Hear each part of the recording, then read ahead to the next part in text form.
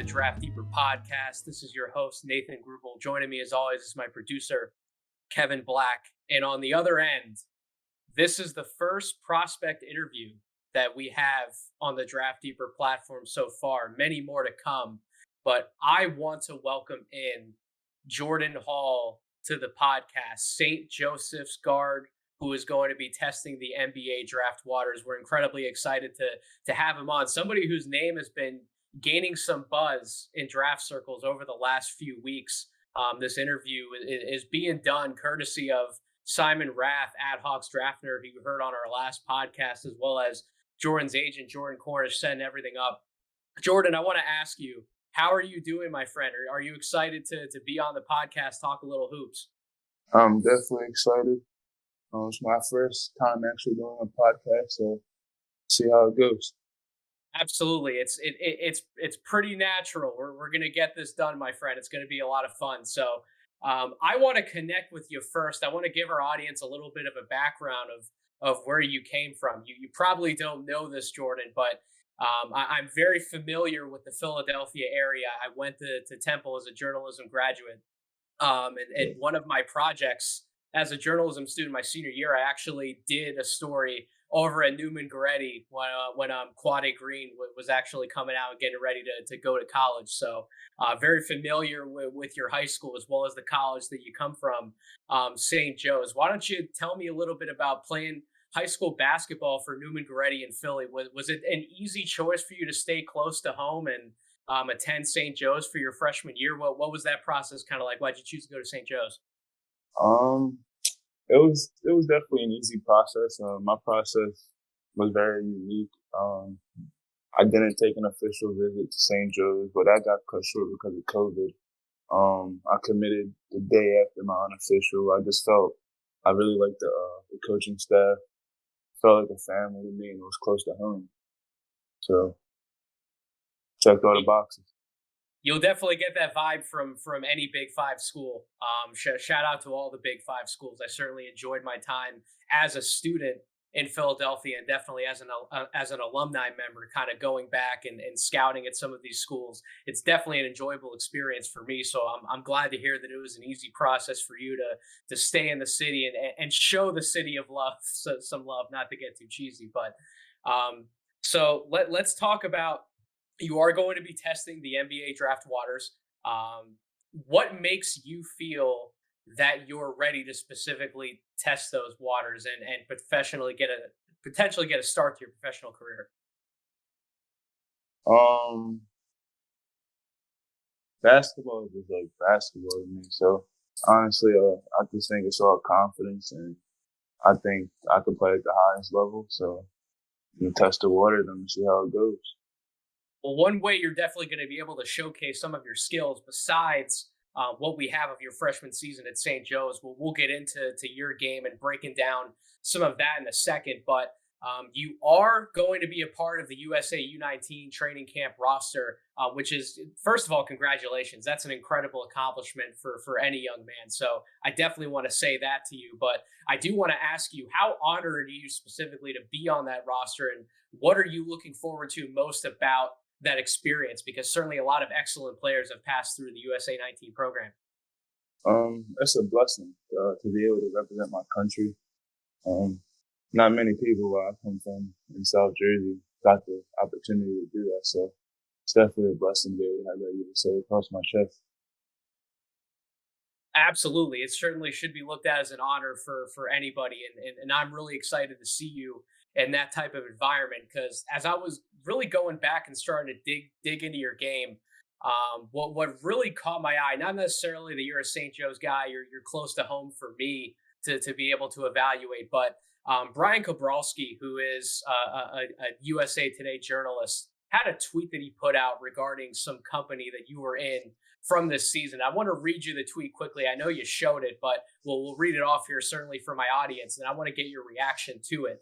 So since 2008, here are all of the freshmen 6'7" or taller with an assist percentage greater than 20%, a defensive rebounding percentage greater than 15%, and at least 8 3-pointers attempted per 100 possessions. It's Cade Cunningham, it's RJ Barrett, and it's yourself. Jordan, that is incredibly elite company to be a part of when you consider where those guys got drafted, as well as how they're either going to perform in the league or the level that they're already at. So, how do you feel about being mentioned amongst that kind of company with some of those accomplishments you've had in only 1 year in college?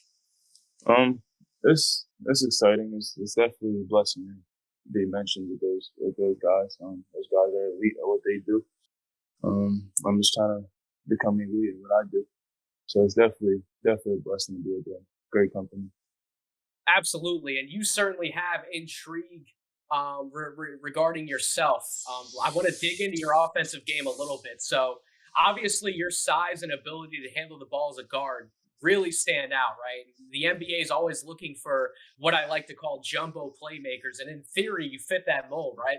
There are parts to your game to definitely polish and improve upon, but to have the ability you do for as young as you are, your draft case shouldn't be dismissed by any means. So, before I kind of run down a little bit of what I like about your game, why don't you tell me a little bit? How do you kind of view your offensive game? How would you explain how you impact the game yourself offensively? Well, one, I think I'm a pass first point guard, 6'8" point guard. I like to make others around me better. To me, it feels better to get that assist and make that one more pass to a teammate and get that open shot than to come down and take a shot myself. Um, so yeah, I like to make others around me better, and that makes me sleep better at night. No, that's what the NBA game is all about. It's about making the smart read, kind of being a pass first player, and then taking opportunities to score away from the defense when you have them. Definitely. So I guess one of Simon's questions, unfortunately, he couldn't join us on the podcast, but he had a really good question that he would have asked you, and I want to ask you this question as well. Who are some of the guys that you kind of watch and study, specifically offensively, who you might look to model your game after? Because I have a few names in my mind in terms of guys who I think you could at least be like at the next level, but I want to definitely get your opinion on that too. I watch a lot of Kyle Anderson. I've been watching him since I was in high school. I watch Luka Doncic. I watch Devin Booker. I like to watch a lot of like not most athletic guys. So as me myself, I'm not one of the most athletic guys out there, but I mean, gotta know how to use my body and play to my strengths. I I'm feel like glad those guys do it very well.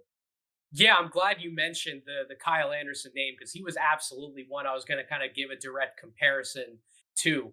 Because when I'm kind of watching, especially later on in the year, I definitely felt like you had a better grasp of the offense overall. You were much more confident in getting the ball down the floor and quickly getting into a set and making the right read, not necessarily taking you as much time to be able to make the next pass or initiate the right play within the offense. That's definitely a name that comes to mind. Somebody who is a big playmaker, doesn't rely on athleticism to necessarily beat anybody to a spot, but he kind of just sees everything happening in front of him, and he's able to see it. That's why they call him slow mo. He literally sees everything in slow motion, and he's able to execute the right play at the right time as a good command over the ball.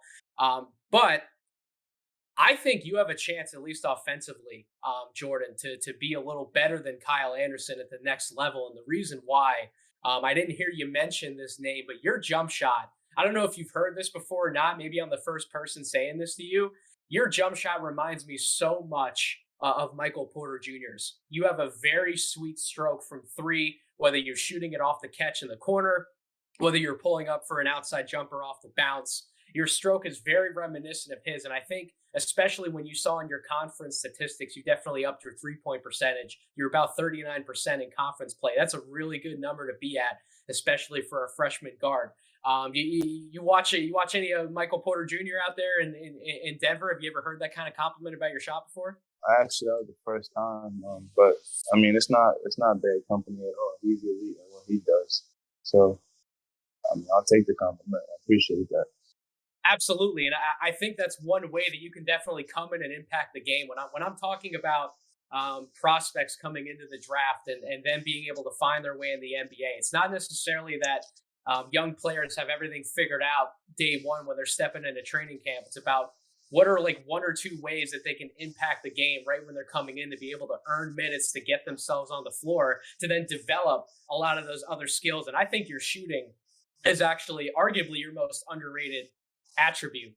For as much as you are a pass first guard, and that's an incredibly important skill to have with you being the size that you are, 6'8", able to see over the defense and make everyone's lives easier. I definitely think that you can be an effective shooter in multiple different situations. I don't know if you were aware, but some of your synergy percentages, particularly on the offensive end, you're in the 93rd percentile in terms of scoring off handoffs. So that's a really easy thing for NBA teams to have you come in and do, run you off a screen.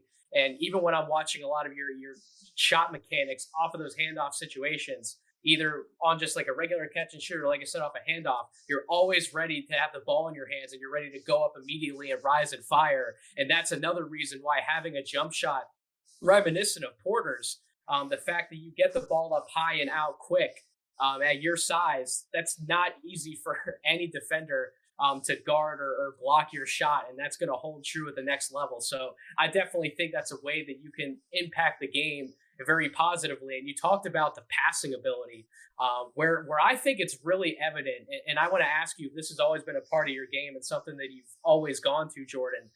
You were in rare company in terms of your post-up efficiency. You're in the 92nd percentile in the country in post-ups, including passes, one of my favorite metrics, and then the 84th percentile scoring out of post-ups. So that's an element to your game that I don't necessarily think defenses are planning around all the time anymore, but something you can do to throw a defense off at the next level. Have you always been posting guys up like that? Has that always been an effective thing for you to go to? No, actually, my senior year, Coach Arago from Newman Ready started putting me down there in the post a little bit more, and I just got more comfortable where they started going there. Whenever I realized I had a mismatch or a smaller guard on me, and it just translated to college. Translated to college actually a whole lot more. So me being how big I am and being a point guard, majority of the game I have someone smaller guard. So it's just worked out. Yeah, and that's another thing about the pro game too, is being able to take advantage of mismatches where you have them, and being able to back down a smaller guy. As you said, if you're 6'8" and an NBA team's playing you at the guard spot, chances are you're going to have somebody smaller on you. So if that's a dimension that you can bring into the NBA game, and then especially passing out of those double teams when those are thrown at you, being able to find the open man from the post, that's such an effective way to play basketball. No matter what kind of style an NBA team is trying to play today, that's still a really efficient way for you to generate offense, both for yourself as well as for others. But your numbers across the board in play types, including passes, rate out well. You were in the 56% in pick and rolls, including passes, and the 51st percentile in isolations, including passes. So basically, whatever play type an NBA team would want to have you would want to put you in, if you have the ball in your hands, generally you're able to make something happen with it. And as you kind of described about yourself, you being a pass first player, you want to make everybody around you better. I definitely see that that's something that you're going to be able to do for sure. And I'm incredibly excited about that aspect of your game. Defensively, is where I definitely think your game is the most raw right now. But at your size, it's easier for you to minimize any negative impact related to a lack of elite foot speed or quickness if you're able to process the game and beat guys to their spots regularly.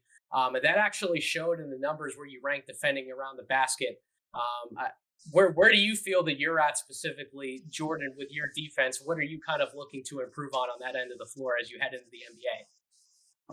Every part of defense, honestly, every aspect of it. I always believe there's always room for improvement, but on the defensive end, I mean, I can get my feet faster. I need to get more physical. I need to get stronger. And I mean, once I fill up all those boxes, I feel like I'll be a better defender. Yeah, and I learn how to use my length too. Yeah, absolutely. Definitely leverage your size to your advantage. And I was gonna lead into it after you answered that question. That I kind of use this example all the time, but you being a Philly guy, I hope that are you a Sixers fan? Yeah, a little bit, somewhat. I root for him. I want him to win. I definitely know you have to follow him enough to know Tobias Harris, and being sure. able to definitely take things away from his game. He's really not the quickest footed defender either, but he's also 6'8". He's someone who's able to impact the game on that end and come out around average to slightly above average because he's attentive and he plays with force. He doesn't let anyone back him down on the block, and he shows aggressiveness and then cleans up the glass on a miss. And when he's involved in like a pick and roll set, for example, he knows the coverages and where he has to position himself, and he doesn't look lost. And when you're on an island against great ball handlers and scorers in the NBA, eventually there's only so much you can do, right, against some of these excellent offensive talents that the league has. But as long as you play with grit and toughness, especially with size, there's generally a reasonable outcome to be had. Do you kind of feel the same way as far as the kind of impact that you can bring on the defensive end? Do you think that's a decent model for you to think about and excel to? Yes, Tobias didn't even cross my mind, but that's 100%. Whenever I go to a Sixers game, I always like to watch him and the little things he do because I realize that he's not as athletic as everybody else. He's Ben Simmons, as Matisse Thybulle, but he on the floor for a reason. He's an NBA star for a reason. Should have been an All-Star. I mean, that's not easy to do in that league. So for him, 6'8", not athletic, it's hard. And you just watch how he uses his body, uses his size, kind of compares him a little bit. So I try to pick little things from him. I'm Yeah, glad you it's brought that name up too, because that name didn't cross my mind. yeah, the NBA is an incredibly hard game to excel at, and I say that all the time when I'm talking to people. Kind of like those fans on social media and everything in between that want to be hard on some of the young guys coming into the league. They don't realize how hard it is to even put yourself in position where you are. I know you haven't even been drafted yet, Jordan, but the amount of time and effort and dedication you put into getting better at the game of basketball, the common man doesn't understand that. So yeah, that's absolutely apt to find comparisons like that because there's a story for everybody in the NBA. Everybody takes a different path to get there. So there's always ways to improve your game, and there's always a model to be able to follow in some aspect. And some of the things that I highlighted for you, I definitely think that you'll be able to make contributions from day one, and then hopefully your career is going to be able to take off from there when you do get an opportunity in the NBA when that is. But I didn't write this question down, Jordan, but I'm very curious as to what your answer is because freshmen coming in this year had a rough time as it was making that transition from high school to college in general, but especially with everything related to COVID, some of the issues that presented to your St. Joe's team specifically, along with a number of other teams around the country, how that can stunt your growth in terms of chemistry you're able to build over a full length season with your teammates. That definitely plays a part into it, but as well as missing the crowd. Like I was at the Sixers game the other night, and honestly, man, it warmed my heart to be able to be amongst the full arena again with all of the fans cheering and going crazy and the energy that it brings to you guys on the court. How do you feel that a COVID impacted season did ultimately impact your development as a player, whether it was positive or negative? What was kind of your experience going through that type of season? Um, I mean, there's pros and cons to everything. I can't say that it negatively affected me because I feel that I had a good season as a freshman. I can say in the beginning of the year, being a starting point guard on a Division I team and being thrown right in the fire, it was a little adjustment. Like our first game, we opened up the Auburn. Second game, Kansas down there at the Fort Myers tip-off. It definitely was an adjustment if you watched. I mean, I didn't do that well. But as the season went on, I adjusted, got better, watched other players play. And that's just how it went from there. I mean, I can't really say what a normal college season is supposed to look like because I haven't had one, but I haven't been in one college for 1 year and it was a COVID year. But I can say with us not being able to have any scrimmages or anything like that, not being able to scrimmage against each other a whole lot in practice because of COVID, it definitely affected us, everyone. Yeah, it's tough, man. There's a lot of freshmen who are potentially in your boat just from the aspect of having a rough start to the season and then kind of having to climb out of a hole, but ultimately still have a productive and an excellent year. And for you, that was absolutely the case. Like if somebody wants to judge your freshman season off of like the first half of the season. Maybe they only caught some of your film in that first part of the year. They'd be missing out on the improvements that you showed throughout the season, and then particularly at the end when you strung together a number of really excellent games, including that triple double against LaSalle, playing well against Dayton, UMass. That's impressive stuff, man. The A10 is not an easy conference to play in. I know it's not one of your quote unquote Power Five conferences, but there's still some excellent competition in that conference, and it's still D1 basketball. So you're definitely getting your lumps, having to adjust to the college game in general. But I was really proud with the growth that you showed throughout the entire year, because that's what it's about, right? It's about making adjustments to your game and getting better as the year went on. So I guess my last question before we get into some fun things regarding you off the court, Jordan, what would be your message to anyone who didn't get to see you play in the second half of the year when you had a lot better of your performances? What would you tell them about how you feel you were able to improve your game? What was the question again? Yeah, how would you let's say somebody was evaluating your game, right, and they only got to see you in that first half of the year when you didn't have some of your strongest performances. They didn't see you in the second half. How would you pitch yourself to those people regarding how you ultimately finished and how you were able to develop through the course of the entire season? How would you present your case as, hey, I got better in the second half of the year. These are some of the things you might have missed. These are some of the things you might need to go back and watch. Um, I feel like I'm the type of person, type of player that just gets better every day. If I have a bad game, I'm just gonna go to the gym after the next day and just work on what I did not very well. I feel like my season kind of says that. I mean, it started off real low, just got higher and higher each game. Um, so yeah, I mean, people are just watching the first half and they're missing a whole lot. Absolutely, I agree, man. So before we wrap everything up here, I want to get to know a little more about who Jordan Hall is off the court. I'm sure my audience would as well. What are some of the things you like to do in your free time, man? What makes Jordan Hall who he is off the court? I mean, this year is a little different. I'm in Houston right now, but I'm originally from South Jersey, Jersey Shore.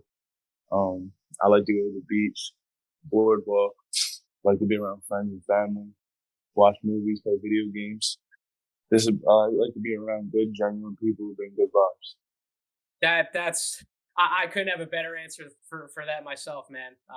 Kevin knows we're good guys who definitely like to have a good time whenever we can. You said video games. I got to ask you, man, what kind of games you play? Play 2K, I play Fortnite, I play Call of Duty. Most of the games that are popping right now, but I mean, I wouldn't say I'm very good at them. I just play them a little bit, maybe my little brother or something sometimes. But You and me both, man. I love to get some 2K in, but when I'm playing Call of Duty Warzone with the buds, let's just say sometimes I got to rage quit every now and then because I'm getting smacked around. But another thing too, you're a Philly cat, so around the area, I got to ask you, man, what's your favorite cheesesteak spot in Philly and why, if you have one? Delisandro's. Why Delisandro's? Tell me. I just, it is, everything's so good about it. See, I'm not the normal person. I don't get fried onions on my cheese or anything like that. I just keep it simple. Steak and cheese. They chop the steak up. That's how I like it. I don't like big chunks of steak. And the cheese be melted on there just right. And the roll is everything. If you ask anyone from Philly, they're going to tell you the roll plays a big part in the cheesesteak. Damn straight, man. So you keep it easy whiz wit. Nothing No, extra no, on there. no whiz, no whiz. No American cheese. whiz. American No cheese. whiz. Okay. Yeah, American cheese. I can get down with the American cheese. I guess provolone's definitely popular depending on where you're getting it from in Philly too. I'm not big like provolone on the cheesesteak kind of guy. I'm either American or I'm fake cheese. I'm trying to give myself a heart attack with that cheesesteak all the way 100%. But definitely, if you haven't had a cheesesteak from Ishka Bibbles on South Street, Jordan, Ooh, that's Ishka Bibbles. That's my second. Yeah, that's my second go-to right there. there I it love is. Ishka Bibbles. No, not enough people know about Ishka Bibbles, man. A lot of We people got we don't got to know spread the about word. Ishka Bibbles. Ishka Bibbles is very, very, very good. I don't always They're get a not. beef steak from there. Really like to get a buffalo chicken cheesesteak from there. That's my go-to Ishkabibble sandwich. Okay, interesting, interesting. Yeah, So I used to like chicken cheesesteaks, but I ain't gonna lie. Ever since I've been getting all the cheesesteaks in Philly, I ain't been touched a chicken cheesesteak in years. really, really Really, interesting, interesting. So they're Escobillos and Delisandro. Their cheesesteaks are just too good for me to go there and get a chicken cheesesteak. I feel like that'd be a waste of my time. the Del Sandros for sure. Ishkabibbles, like I said, underrated spot. Anybody in my audience out there in the Philadelphia area haven't been to Ishkabibbles on South Street, give it a try. Do something different from the gyms or the Pats or the Genos. Try somewhere else off the beaten path a little bit. I promise you, you'll love it. And we got Jordan Hall's appreciation too. That makes me so happy that you gave that answer, man. That For truly does sure. warm my I'm heart. gonna give you another suggestion I'll go, before I please, go. please do. Next time you're in Philly, right, in the Philly area, South Philly, you want to go to John's Roast Pork. Their Yes, cheese, yes, yes, my man. their yes, Do you get the? Have you yes. gotten a roast pork sandwich from there? Or are you not a big pork guy? I'm not a big pork guy. I mean, I like roast pork, but the cheesesteaks are just so good. I just, mm, cheesesteaks so good, and they close early, so I don't really get to catch them all the time. They close around like 4 or 5 o'clock too, so can't really catch them all the time. But when I do, I get that cheesesteak. Man, let me tell you. I know that pain of them closing early because I had a friend that I was living with at the time when I was still in school. We were planning to go there. I've had cheesesteaks from there, but I wanted to get a roast pork sandwich from there because I wanted to try it because that's what they're supposed to be famous for, right? And we got down there around like 6 o'clock at night, and we come down there. We drive all the way from North Philly down to South Philly. We found out they're closed, and I was so upset. We literally had to make time on a lunch during the week to be able to go down there and get a sandwich. I was heartbroken, man, that somewhere It's, like that closed that early. it's all right. It's worth it. It's It's definitely definitely worth worth it, man. it. Absolutely. So I guess I'll wrap, and I want to ask you this question because I think that there could definitely be a unique answer here. I want to get your perspective. Maybe the answer is just basketball. I don't know, but I like to kind of ask people, what are your interests outside of basketball, right? Like when your playing days are over at some point, maybe you haven't put any thought into it. Maybe you have. Have you put any thought into what you might want to do outside of the game, or would you want to find a way to stay involved in basketball forever? Maybe like a media position, a front office position, scout, whatever the case may be. You put any thought into that? I haven't put my thought into staying in the game, like being in the front office, but I am a business major. Well, I was a business major at St. Joe's. I definitely want to invest in a lot of things when after I get to the league and I'm settled in and I have the opportunity to. So just like I want to be in the business, invest, have my own business, things like that. Absolutely, absolutely. Definitely the entrepreneurship, the American dream, 100%, my friend. I co-sign it, for sure. Well, Jordan, it was a pleasure to have you on the podcast. I'm glad we were able to talk a little bit, not just necessarily about your game, but about you too. That's something that I want to do a little more of on this podcast because people just listen to the basketball side, but sometimes they don't get to know the players as people, and that's something that I definitely want to do more of. So I'm appreciative that you were willing to come on the show. Seriously, it means a lot. Do you have any social media channels you want to plug for my audience where they can find you? They can find me on Instagram at 2hall2. My Twitter is Jordan Hall 31. And, yeah, Definitely keep working hard, man. You got a fan in me. That's the beauty of what I get to do being the podcast that I am. I don't work for a media corporation. I'm not with a team. I can do my own thing and root for who I want to. You're with a very fine agency as well at Beyond AM. I got some friends in there, so definitely thank you so much for coming on the podcast, Jordan. You got a fan in me. I'm rooting for you, buddy. All right. thank you. Thanks for having me. Absolutely. And to my audience, thank you so much for listening to this podcast, showing us the support that you do. You can find us on Twitter at Draft Deeper. Subscribe to this wherever you get your podcast, Apple Podcasts, Spotify, YouTube. Definitely stay in touch over the coming weeks. We got plenty of content planned. Hopefully, right before you hear this episode, we're also going to be recording a podcast with Bleacher Report's Jake Fisher. He's going to come on and talk with us about his brand new book that he wrote specifically about tanking in the draft. It's right up our alley, and I'm so glad that he wanted to come on the show and share a little bit of information with us. So thank you all for listening. Stay tuned for the content coming. Have a wonderful rest of your week.